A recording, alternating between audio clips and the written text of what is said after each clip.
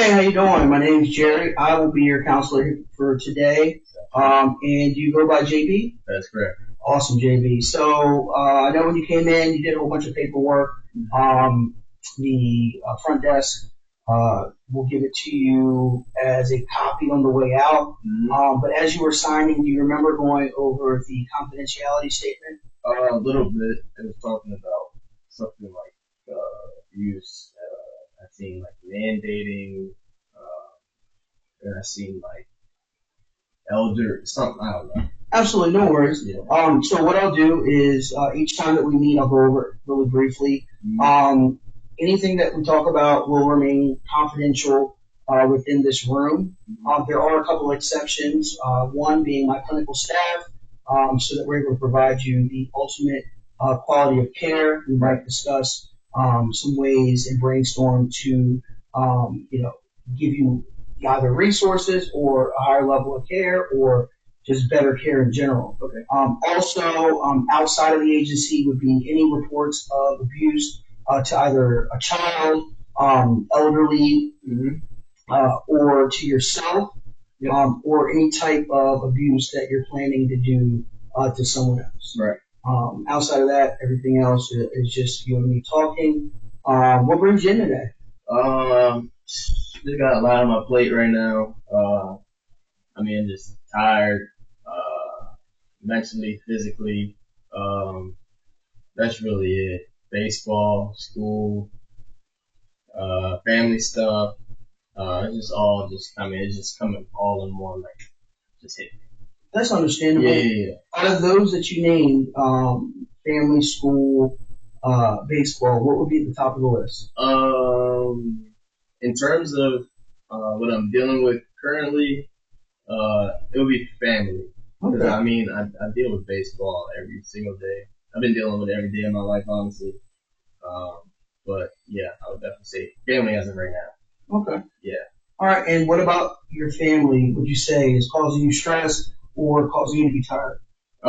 Well, it's not on the stress aspect. That's something else. But like, I'm just like mentally tired. It's like, 'cause I had a uncle who passed away yesterday. Yeah, yesterday before my game against University of Delaware. So yeah, it was kind of tough playing in that game and hearing that news. So yeah. Yeah, I can only imagine. I had an uncle that passed away about a year ago, who I really loved. Were you all close? Yeah, we were close. Due to like since my mom and dad are divorced, so like I live with my mom and I see my mom's family pretty often. So I really don't talk to my dad's family as much as I would love, but I talk to them enough where like they keep up here and there, and so I conversate with them. I see them. I go to them and everything like that, like here and there. But me and his relationship, like it was good. Like it was no bad blood and nothing. But every time we meet up with each other and talk and everything like that, like it was just like how a normal family would be. So How often do you think you would see him? Whew, due to me being in school for the past 5 years, I would see him probably like two or three times a year, something like that. Yeah. And would you say you saw him more when, like, obviously 2, 3 times? Did you have you see him more like when you were younger, or just pretty much throughout life it was about 3, 4 times a year? So I seen him a lot when I was younger because that was when my mom and dad were together up until I was like 6 or 7 years old. So like we would split time going family to family, like different sides and everything like that. But at that time I was really young, so like I had so much happen in my life, so like I don't really remember everything. But now that I'm older and everything like that, I can start to remember things like more fluently in my life and stuff like that. But now that I'm older and everything, I rarely see him. I can't see him now, but I rarely see him like when he's Yeah. here. Yeah. Do they? Is it any family turmoil over it, or is it just kind of? No, it's not no turmoil or anything. It's just like sad, unexpected because like cause once I got older in my family, I was born at a weird time, like a weird point in my life. Cause it's like, as I'm here older to the point where I'm wise enough to have conversations, with older adults and everything like that, like, my time is so short. And due to me being so busy, like I'm at a busy part of my life, it's hard to devote time to spend time with family. Cause like I'm always gone. I have school, I have baseball. Like I understand when I'm at school and everything. Like I'm only out 30 minutes from school, but like I don't have any time for this. I have class, I have baseball, I have workouts, I have team meetings and everything like that. And then I'll come home during winter break. And when I'm home for winter break, I'm constantly working, trying to make money and stuff like that. But I'm not just working. I'm also putting in work for baseball. Because coming back from fall, winter break, or whatever we have, like I go straight to end season. So I have to come back a little earlier than people who don't play sports on campus. So I'm back early, like 2 or 3 weeks before people start moving in and starting classes. I'm back on campus. So that cuts down time for my winter break and stuff. And then I'm in season from mid-January all the way until mid-May. How do you manage it? How do you balance, work, school, and family? That's a good question. I really don't know. I mean, I'm religious, so like I pray a lot and everything like that. But other than that, I mean that's my real answer. But try like finding something else. I really don't know. I just talked to my mom. Like my mom's like my best friend. Yeah. So I just talked to her and everything because I mean she's a strong woman. She's been through a lot. So like she is a very very wise woman. So everything that she's learned, life lessons and everything, she's just been telling me about it. We've been having conversations like that. So I think that's another.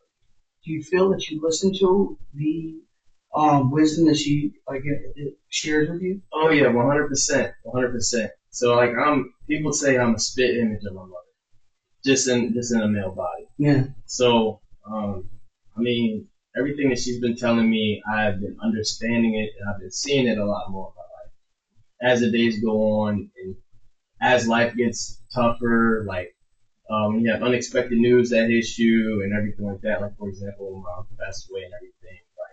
I mean, I understand, our relationship wasn't the strongest, but I mean, it's still a family member that you love, that you've seen, that you shared, memories with and everything like that. Like, it's still gonna hit you. Right, of course. It's still gonna hit you. So it definitely hit me.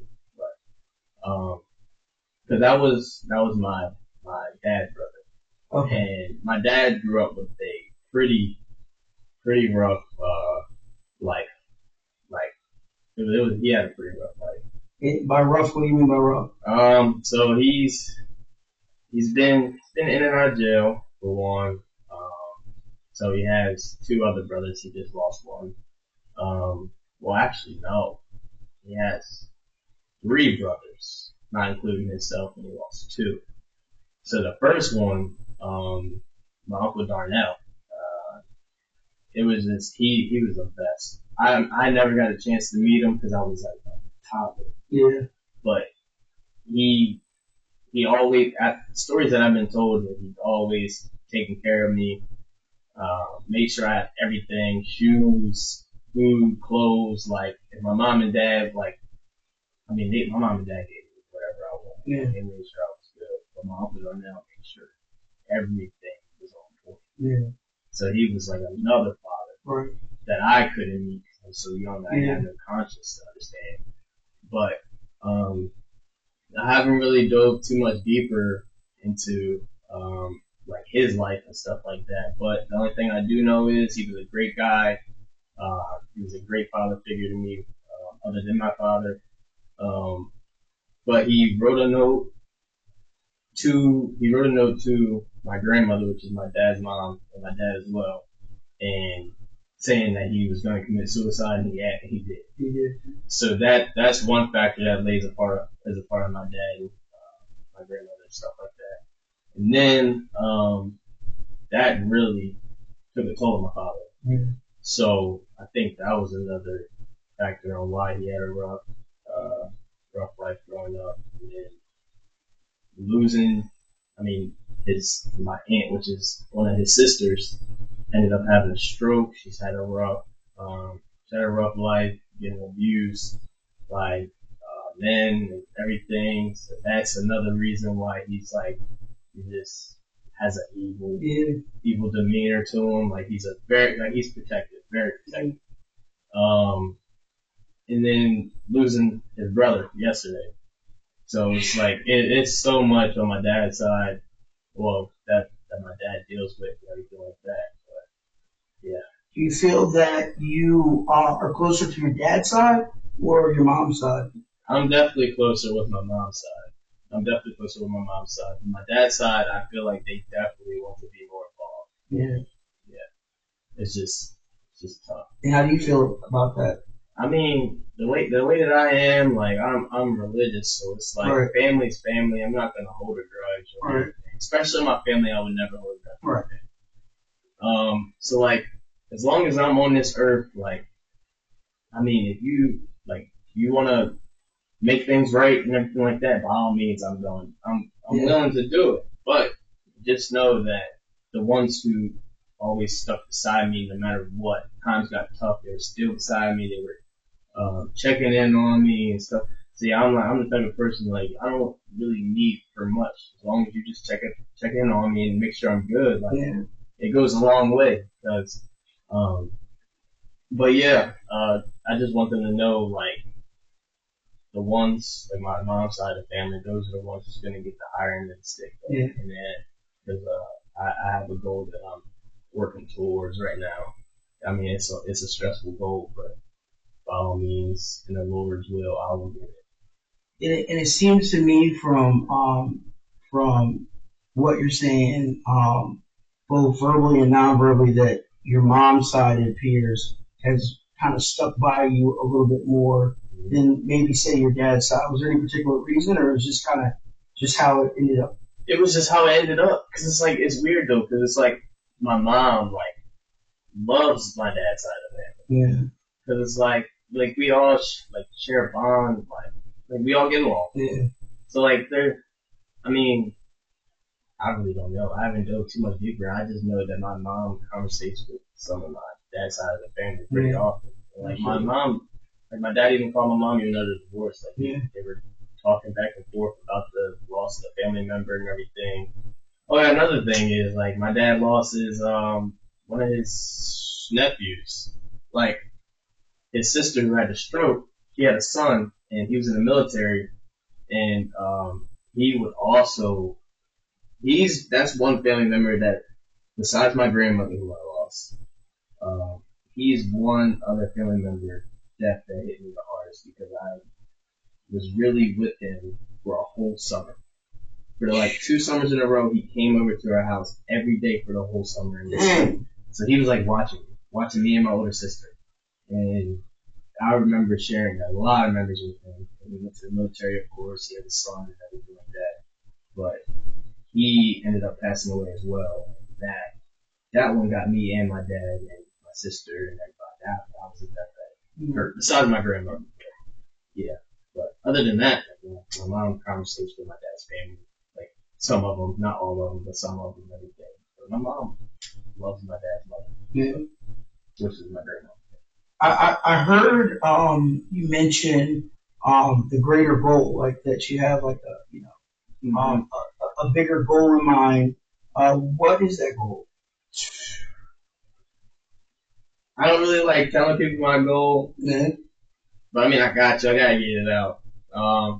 And that is to make the sport that I'm playing right now my career, to be financially stable, and not even just for the benefit of myself. Right.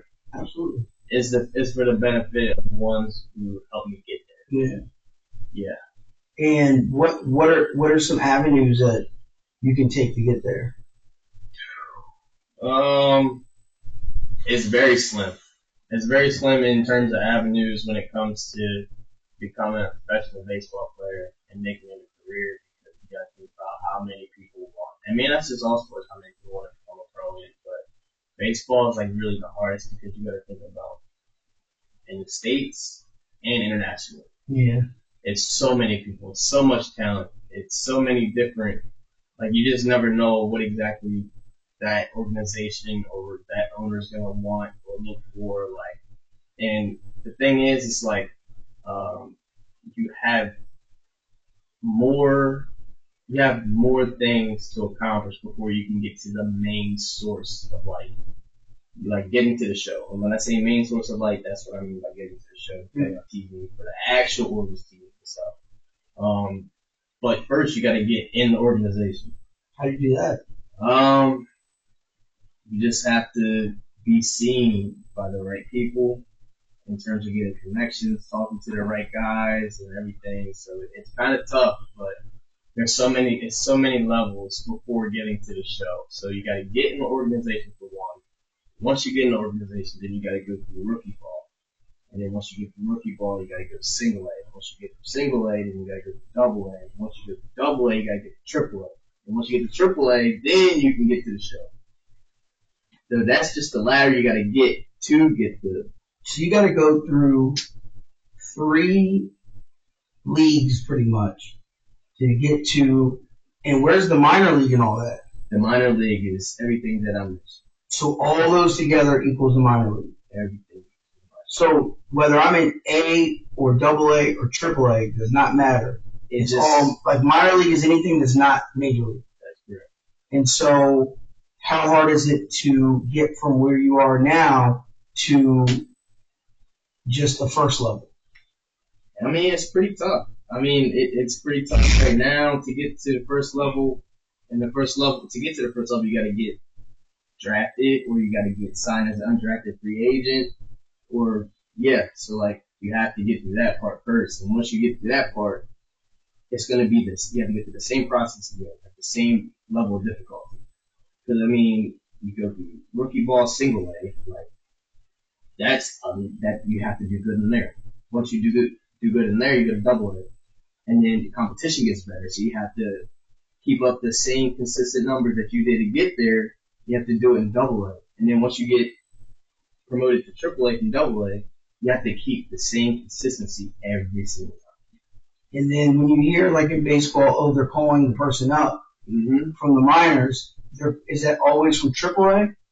I mean, shoot, you can be good enough. You can get a call. You can get called up you have to go through triple A. You have to play some games, and you have to spend some time in triple A before getting called up. But you can start off in rookie ball single A, get caught up to triple A, and if you do good there, then you can. So what is your particular plan or focus to be able to get from where you're at now to the next level? So right now I'm 22 years old, turning 23 in June. And it's my last college season that's coming up. May 17th is my last college game ever. So, and after talking to a couple people and stuff like that, I can definitely see myself getting signed. I can see myself getting signed and everything like that. Or worst case scenario, I just go to the independent league now. You start off at indie ball. It's part of an MLB organization and everything like that. So like if you do good for like a span of 4 or 5 weeks, 6 weeks or whatever, then you could possibly get signed to an MLB organization. And you just start that ladder from there. What would the Shorebirds be? Shorebirds, that would be single. That'd be single. Mm-hmm. And so partnered with the Baltimore. Okay. Yeah. So is each of the minor teams partnered with the main team? The main team. Yes. So it's like, for example, Baltimore Orioles. That is the top. That of the pyramid. Yep, that is the top of the pyramid. And then AAA would be the Norfolk Tides. Okay. In Norfolk, Virginia. Yeah. And then Double A would be the Bowie Bay Sox. Yeah, basically. Yeah. And then Single A would be the Delmarva Shorebirds. Right. Yeah. And then it was like rookie ball / single A kind of would be Frederick Keys. Yeah. And now Frederick Keys is not even a team. Yeah. They're a MLB draft league team now. So what does that mean? So MLB draft league team is like you have the first half of the season, you have the second half of the season. So the first half, you go in there, you do good, you can get signed. and then if you miss the first half, then you can get invited to play the second half, and it's kind of like a prospect. Right. And then you can get signed in the second half. So I mean, it's just like we have 2 opportunities within that league. But, I mean, everything is not easy to get into. So, what do you think that you would? What are you going to do to stand apart from the next one or the next player? Just work hard. Yeah. Outwork them. I mean, you just gotta keep it simple. I mean, if you just sit there and you just outwork that person next to you, I mean, you're gonna find yourself in a better situation to have success. But at the same time, it's like you can't overwork yourself. But you gotta make sure your body's good. You gotta make sure your nutrition's up. You gotta make sure your mental's good. Because I mean, if you don't have a good mental, so I mean, like, it's just a lot of things you gotta think about. It's a lot of stress. I mean, it's tough because like you don't have the answer, so you have to find the answer, find a way to get the answer. So I mean, it's just a lot right now. What do you feel about the collegiate career coming to an end and then having to make the transition into something else? I'm not even gonna lie, like I don't feel anything like when it comes to like in terms of the college career ending, because it's like it's something inside of me telling like I'm not done. Yeah. Like it's something telling me like I'm not done. Because I mean, everything I was told by other people, like I was making phone calls with trying to get to the next level. Like it's not guaranteed. It's not guaranteed, but something inside me is saying I'm not done. So I haven't felt any sadness or anything. The only thing I'm gonna miss is my guys that I'm living with because I'm creating memories. And one of my roommates that I've been living with, I've lived with them for the past 5 years since I've been here. Well, 4 years because he's a year younger than me. So, yeah, so there's 4 years. When he came in as a freshman, all the way until now, we've been living together. Yeah, so we built a strong connection, and then I have some couple friends and everything like that keep in touch with who are no longer here on the team somewhere else. I actually have a friend that played alongside with me here at UMES, and he's actually got signed by the San Diego Padres for $150,000. He's doing good. He's in Double A right now. Like he's making it, and we lived together for a whole summer. Was he good? He was really good. He's a big dude. He's 6'6". He's 260, and he runs the same speed as I am. And I'm short and quick. So like all right, 60 times it'll be hard to understand. So my 40 time, I would say, right now my 40 time would probably be like a 4.3, 4.4, and he runs the same. And he's 6'6", 260. Yeah. So like he has that upper end on size, physicality. So like he got there and everything. But the same guy that brought both of us into the same summer league for the past 2 summers and we lived together, he's the same guy that I still keep in touch with. So I mean, there's hope. I contacted the guy. He's a scout. So like I'm talking to him nonstop. Well, not nonstop, but here and there because he can't really talk to me and see. Yeah. But we're gonna see what happens. So, do you feel optimistic of your shot at the big dance, for lack of better words? Yeah, like the only thing that I know is like I just know, like I don't know what it is. I can't figure out what it is telling me. I kind of know what it is, but I feel like this the Lord is telling me like just be patient. But I mean, in the process of being patient, we're all human and stuff like that. So it's like we're anxious, we get stressed out. Because I mean, we gotta live day by day at this point, stuff like that. So, I mean, just trying to get through the days, not worry about it, still living life, enjoying life, being present in the time and everything like that on top of knowing. So, I don't know, it's a lot. And it sounds to me that you definitely have a lot of love and passion for the sport of baseball. It also sounds to me that, you're going to give it your best shot and your all. Mm-hmm. What's your backup plan, just as like a number 2 option? As a number 2 option, that I have not figured out. I mean, right now I'm getting my master's in rehabilitation counseling. Well, that's good. learning how to be a counselor. I came in here and I was like, I mean, this might be tough. I don't really know. And I seen that it was a lot. It requires a lot of communication. And you kind of have to put yourself to a side and help others, which I don't have a problem with. Like, that's not, like, I've been doing that my whole entire life.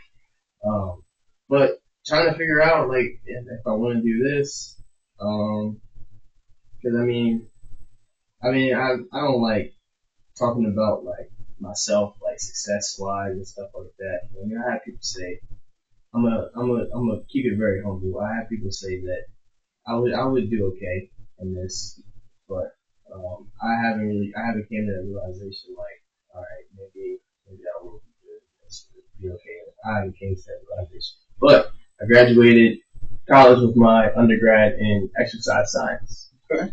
I do have a love for fitness. Been around the fitness journey my whole entire life. I actually have family members,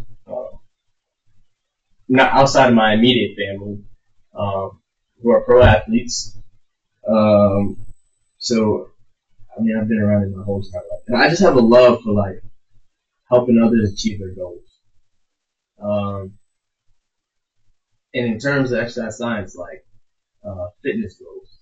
So, like, every time I come home, I have my friends, we'll go to the gym, we'll go lift and everything like that, and then they'll be asking me questions like, what do you think would be better for me to benefit from this? Or what exercise would you recommend?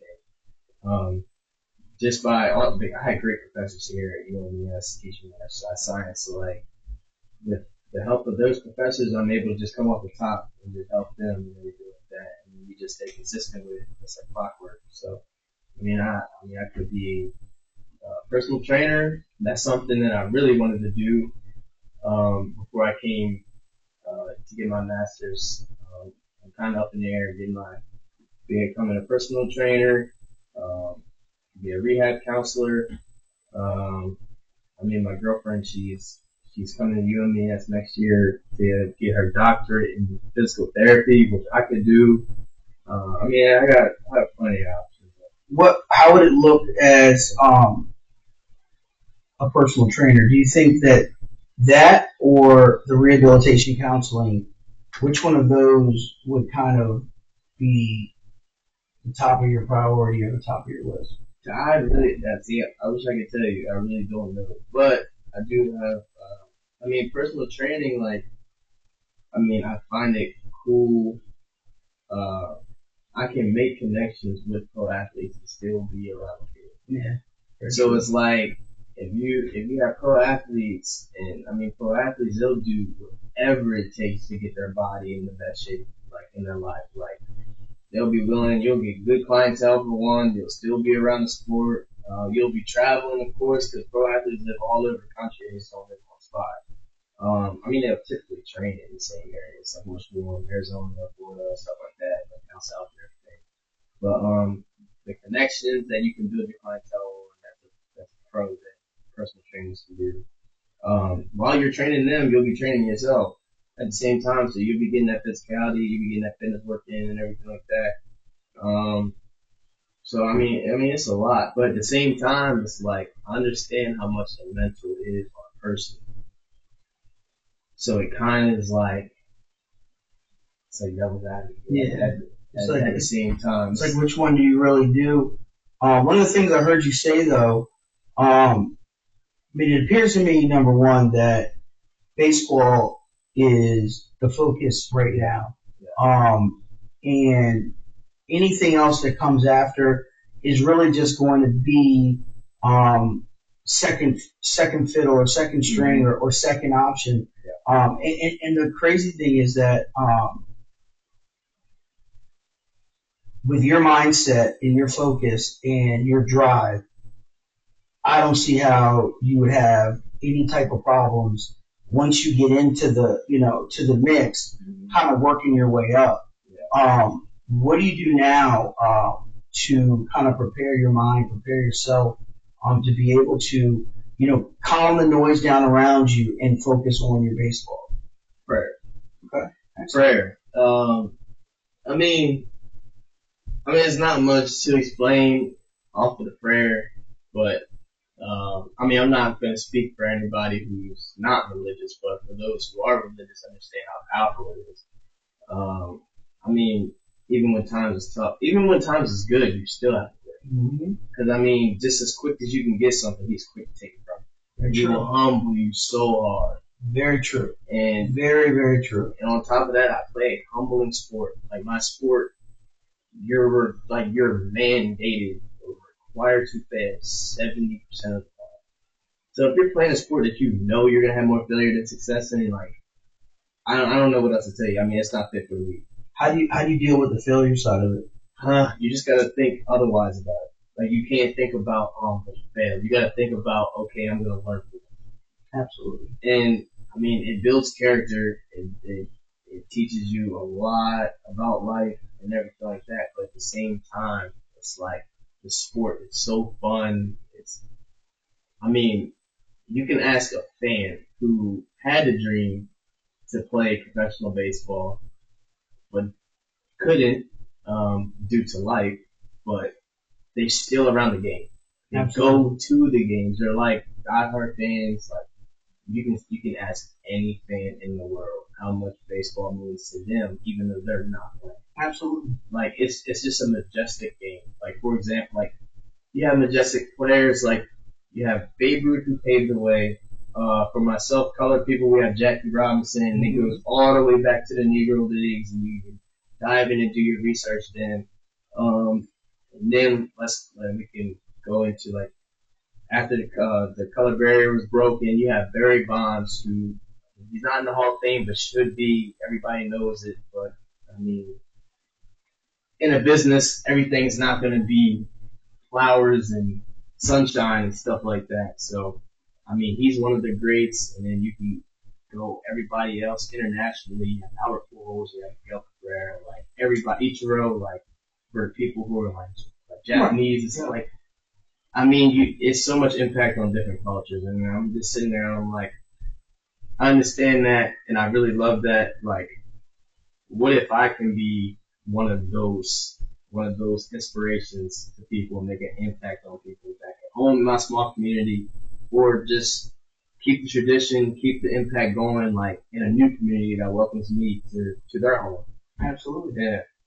Absolutely. And the thing, and one of the things I love about what you've said so far is, how you've been resilient, how, that you were very loyal as far as family, the ones that stuck by you, you're going to make sure that they reap the benefits of, your harvest once you're in harvest season. And even the ones that, have been there here and there, they'll still get, a piece of the harvest, but it's definitely not going to be as fruitful as the ones that, kind of stuck, by you, throughout the course of time.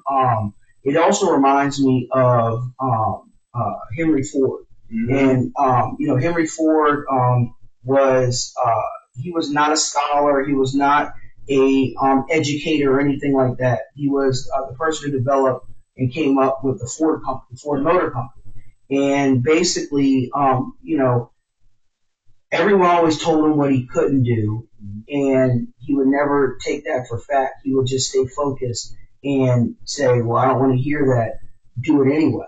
And so when they came up with the Ford Model T, he wanted an 8-cylinder, which is an 8-cylinder block in this particular vehicle. And they told him there's no way to do it. Yeah. And he told him build it anyway. Mm-hmm. He said, I don't, and just, that type of resiliency is what I see in you. The fact that you explain, how you have to go from, the A to the AA to the AAA, just to get to the majors. And for the average person, they would be defeated from the beginning. Whereas you know what you want, just like you said earlier, that's your big goal. You're humble about it, and then, you're, a praying individual. So, that's the spirituality side. And so I think that, all of those things play a large role in you being who you are. Yeah. We talked about, a little bit about family, a little bit about family dynamics, and I appreciate you being open and honest about that, Yeah. because that, tells me a lot about yourself. We talked about your passion for baseball, and even more so outside of the passion for baseball, you understanding the fact that you were playing a sport where 90% of the time you're going to fail, and you have somehow, through prayer, found a way to be resilient and to not look at the 99%, as a failure, but look at it as a win and then keep on going, which, was great as well. So there are SMART goals, and we talked about them a couple sessions ago. And it's real simple. The S is system specific. I can't even talk. And you'll see it a lot of different ways. M is measurable. A is attainable. R is reachable, and sometimes you hear it in other ways as well. Yeah. And then T is for timely. And that acronym is the way that we develop goals. So, for instance, your goal may be, not maybe, but your goal is to get to the league, right? So, if it was specific, it would be, I want to reach the major league, or I want to get to A-level ball by this date. Okay. Measurable would be how you'd be able to measure the time that it would, or your progress towards that goal. Yeah. Is it attainable? Is it something that is possible? So that's like saying me becoming the president of the United States tomorrow is probably not attainable, right? Or timely. Yeah. Okay. So what I want you to do is